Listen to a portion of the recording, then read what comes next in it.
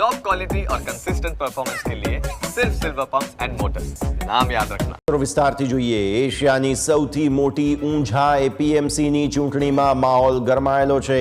ખેડૂત વિભાગની 10 અને વેપારી વિભાગની 4 બેઠક માટે મતદાન ચાલી રહ્યું છે, ત્યારે ઊંઝા એપીએમસીમાં સત્તા મેળવવા 3 જૂથ અત્યારે મેદાને છે। ધારાસભ્ય કિરીટ પટેલ, પૂર્વ ચેરમેન દિનેશ પટેલ અને પૂર્વ ધારાસભ્ય નારાયણ પટેલના જૂથ આમને સામને છે। કુલ મતદારોની સંખ્યા છે 1106 અને આ મતદારો નક્કી કરશે 15 બેઠક પર કોની જીત થાય છે। ત્યારે અત્યારે વર્ચસ્વનો જંગ ઊંઝા એપીએમસીમાં જોવા મળી રહ્યું છે। 100 જેટલા ઉમેદવારો 15 બેઠકો માટે જોવા મળી રહ્યા છે અને 3 જેટલા જૂથ આમને સામને છે। ઊંઝા એપીએમસી મહત્વની શા માટે? વાર્ષિક ટર્નઓવર 25,000 કરોડ રૂપિયાથી વધુ છે, એટલે આવી સ્થિતિમાં આટલા મોટા ટર્નઓવરનો કંટ્રોલ જે ચેરમેન બને તેને મળે। કયા કયા મોટા માથા? દિનેશ પટેલ પૂર્વ ચેરમેન છે, ઊંઝા એપીએમસીના ખૂબ જ મહત્વપૂર્ણ ચહેરો। ધારાસભ્ય કિરીટ પટેલની શાખ દાવ પર છે, ત્યારે બીજેપીના ખૂબ જ મહત્વપૂર્ણ અને કદ્દાવર નેતા। અને સાથે સાથે ત્રીજું જૂથ બને છે વિષ્ણુભાઈ પટેલનું, જેઓ પૂર્વ સેક્રેટરી છે ઊંઝા એપીએમસીના। તો આ 3 જૂથ વચ્ચે અત્યારે ફિલહાલ બહુ મહત્વપૂર્ણ અહીંથી ખાસ ચર્ચા ચાલી રહી છે। આ સિવાય અરવિંદ પટેલ પૂર્વ વાઇસ ચેરમેન ઊંઝા એપીએમસીના, તેઓ પણ અત્યારે ફિલહાલ ઉમેદવાર તરીકે સામે આવ્યા છે। અન્ય સુપ્રીત પટેલ છે, જેઓ પૂર્વ એમએલએ છે, નારાયણભાઈ પટેલના તેઓ પૌત્ર છે અને આ પણ ચર્ચિત ચહેરો, તેમને લઈને પણ અહીંથી ખાસ। આ સિવાય દિનેશ પટેલ અને કિરીટ પટેલના જૂથ વચ્ચે અત્યારે ફિલહાલ રસાકસીનો માહોલ જોવા મળ્યો છે। ત્યારે હવે જોવાનું રહેશે કોના ફાળે આ મતદારો મતદાન કરે છે। ખેડૂત વિભાગની 10 બેઠકો માટે 74 જેટલા ફોર્મ ભરવામાં આવ્યા હતા, એટલે સૌથી વધુ ખેડૂત વિભાગ તરફથી જ ફોર્મ ભરાયા છે। વેપારી વિભાગની 4 બેઠકો માટે 24 જેટલા ફોર્મ ભરવામાં આવ્યા છે।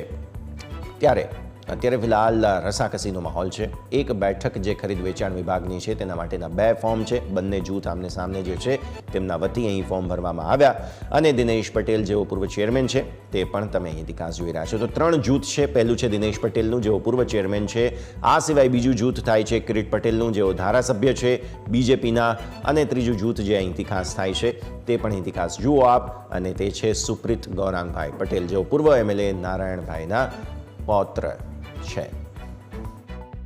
ઊંઝા એપીએમસીમાં ખેડૂત વિભાગની 10 બેઠકો માટે મતદાન ચાલી રહ્યું છે। કુલ 261 મતદારો નોંધાયેલા છે અને વહેલી સવારથી જ જે મતદાન શરૂ થયું ત્યારથી જ જે મતદાર નોંધાયેલા છે તેમની મતદાન માટે મોટી સંખ્યામાં લાઈનો લાગી છે। કાકા, તમે મતદાન કરવા માટે આવ્યા છો, શું કહેશો? મતદાન આલવાનો અધિકાર મત આપીશું મેં। જે રીતે આ એપીએમસીની ચૂંટણીમાં ભાજપના જૂથો 3 જૂથો કામ કરતા હતા, મતદારો ઉપર કેવી અસર? મતદાર આપણે સારું કોમ હશે એને આપીશું, જે સારું કોમ છે સાચો માણસ એને આપીશું। જે રીતે મતદારોમાં જે ભાજપના 3 જૂથ હતા, નારાયણ કાકાનું જૂથ, ધારાસભ્ય કે પટેલનું જૂથ, દિનેશભાઈનું જૂથ, જે રીતે ખેંચમતાણી ચાલતી હતી, હવે મતદારો ઉપર કોઈ અસર પડી છે એની? સાહેબ પડે તો ખરી, થોડી પડે। દિનેશભાઈ તરફી બધા થાય। તમે કોને મતદાન કરવા? અમે દિનેશભાઈને। તો જે રીતે મતદારો છે એ લાઈનમાં ઊભા છે, શું કહેશો આપ?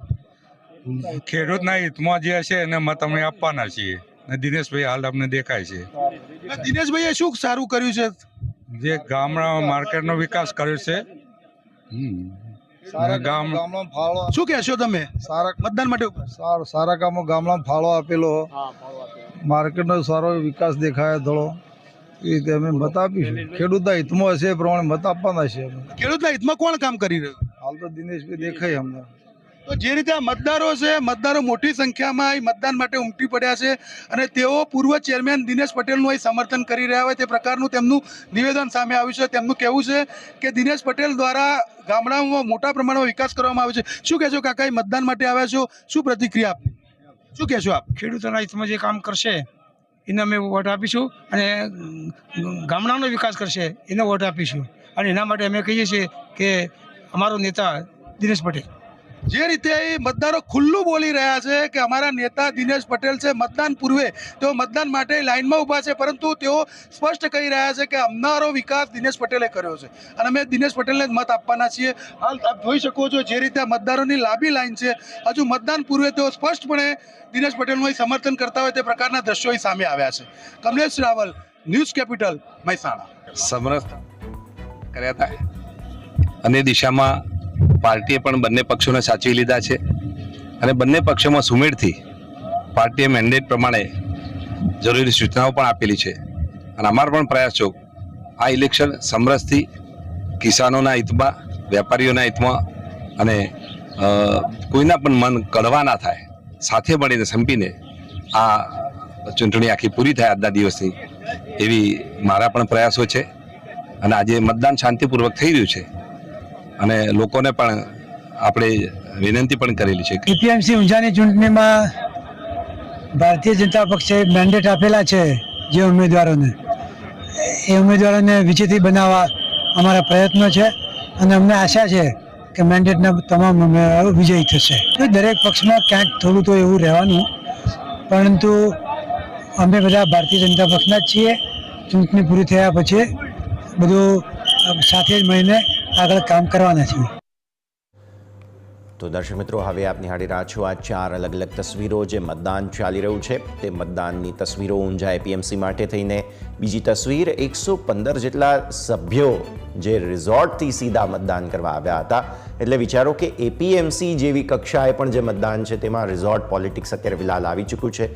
આ તરફ દીપક પટેલને બીજેપીમાંથી જે હકાલપટ્ટી કરી દેવામાં આવી હતી તે પત્ર, અને એ પણ આ ચૂંટણી સમયની, આ મતદાન સમય પહેલાંની ખૂબ જ મહત્વપૂર્ણ ઘટના છે.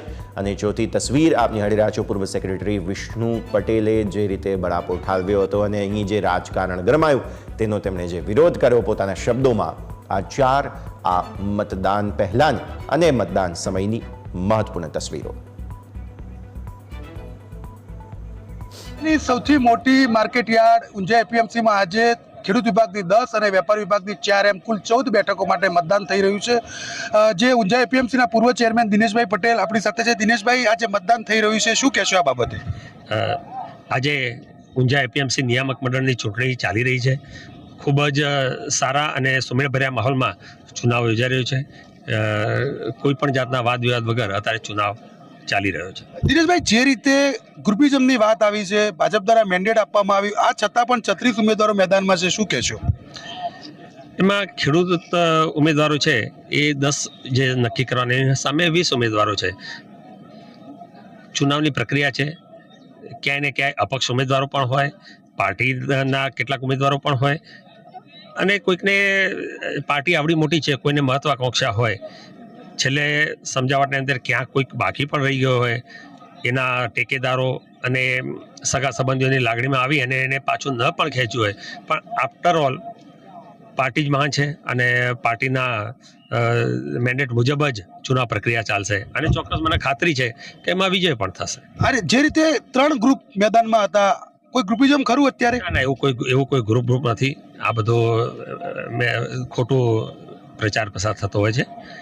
રિસોર્ટ પોલિટિક્સ પણ કરવામાં આવ્યું હતું. ધારાસભ્ય કે પટેલ દ્વારા પણ કેટલાક મતદારોને રિસોર્ટ પર મોકલવામાં આવ્યા હતા, બીજા જૂથ દ્વારા પણ મોકલવામાં આવ્યા. રિસોર્ટ પોલિટિક્સનો મતલબ શું? ના, એવું કંઈ મારા ધ્યાનમાં નથી. ખેડૂતો એમના ઘરેથી જ અત્યારે બધા ચાલતા અહીંયા આગળ મતદાન કરવા માટે આવતા હોય એવું દેખાઈ રહ્યું છે. તો જે રીતે ઊંઝા એપીએમસીની ચૂંટણી ચાલી રહી છે, ભાજપના જ 2 જૂથ આમને સામને હતા. જો કે એપીએમસીના પૂર્વ ચેરમેન દિનેશભાઈ જૂથવાદનો ઇનકાર કરી રહ્યા છે, પરંતુ ખેડૂત વિભાગની જે 10 બેઠકો છે, આ બેઠકો માટે કુલ 36 ઉમેદવારો મેદાનમાં છે. તે પૈકીના 7 ભાજપના સમર્પિત ઉમેદવારોને ટેકો જાહેર કરેલો છે, જ્યારે અપક્ષ ઉમેદવારો હજુ પણ મેદાનમાં છે. ત્યારે ચોક્કસપણે ક્યાંક ને ક્યાંક ક્રોસ વોટિંગ થવાની પણ આ ચૂંટણીમાં શક્યતાઓ છે. જોકે કોને ક્યાં મત આપ્યો એ તો આવતીકાલે પરિણામ આવશે ત્યારે સ્પષ્ટ થશે. Kamlesh Raval, news capital, Mehsana.